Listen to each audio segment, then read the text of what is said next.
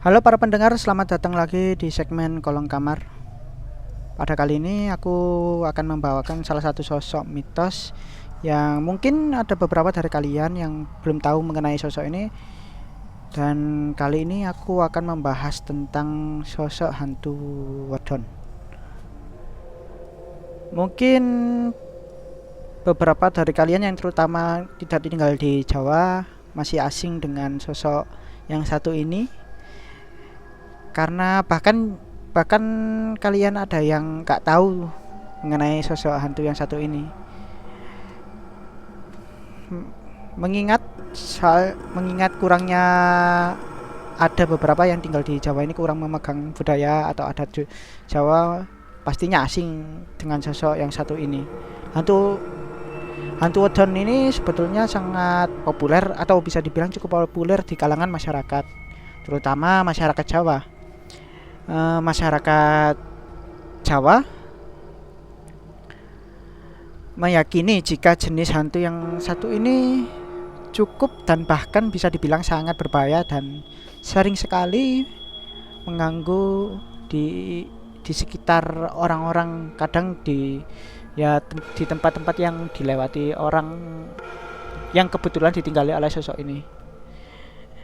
Dan katanya ketika menampakkan diri kepada masyarakat yang melintas di wilayahnya atau di tempat yang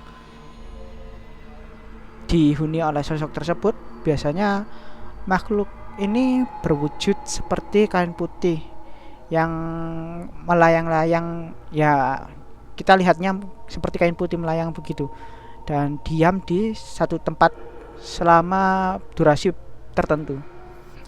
Pada awal kemunculan sosok ini sebenarnya ukurannya cukup kecil, ya paling untuk ukuran pertama ukurannya sebesar kambing atau sebesar kelinci untuk sosok ini waktu pertama kali muncul.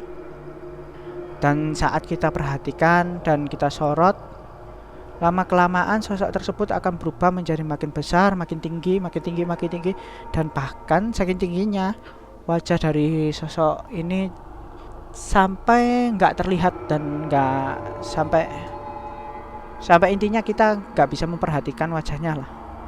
Masyarakat Jawa banyak yang menyamakan wujud sosok hantu yang satu ini dengan hantu pocong, karena memang wujud aslinya berwujud seperti kain putih yang hanya berdiri atau diam di satu titik. Selain itu juga, konon sosok hantu ini sering mengganggu manusia dan sangat berbahaya. Hantu Wedon ini katanya dapat menyerang manusia dengan cara menyemburkan ludahnya kepada target yang lewat di daerahnya atau yang menjadi target. Dan konon semburan ludah dari sosok ini bisa membuat kulit mengalami luka bakar atau bekas bakar pada lokasi ludah yang targetnya itu. Jadi ada luka seperti melepuh, luka bakar gitu. Seperti yang kita tahu, jika beberapa sosok astral itu atau makhluk halus memiliki tempat atau lokasi yang ia diami, dan biasanya cukup identik dengan sosok itu menghuni satu tempat lain. Dan gak terkecuali dengan sosok Wedon ini. Sama dengan makhluk halus lain, Wedon ini diyakini sering menampakkan diri di tempat-tempat yang bisa dibilang angker seperti pada umumnya. Konon kabarnya sosok Wedon ini sering sekali menampakkan diri di, kalau bahasa Jawanya itu barongan atau sekumpulan pohon bambu gitu, kebun pisang, makam tua, pohon beringin, dan kadang di tepi jalan yang bisa dibilang angker atau dimitoskan angker. Lalu apakah ada cara untuk menanggulangi sosok ini jika kita bertemu secara langsung atau kita secara nggak sengaja ketemu dengan sosok ini? Tentu saja ada. Dan ini menurut pendapat dari orang tua-tua ya.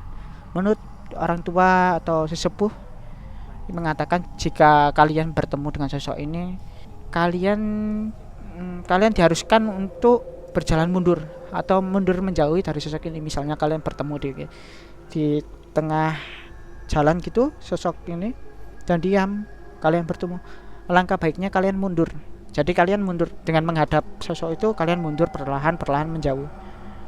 Dan jangan sampai kalian itu ketika bertemu sosok ini putar balik dan lari.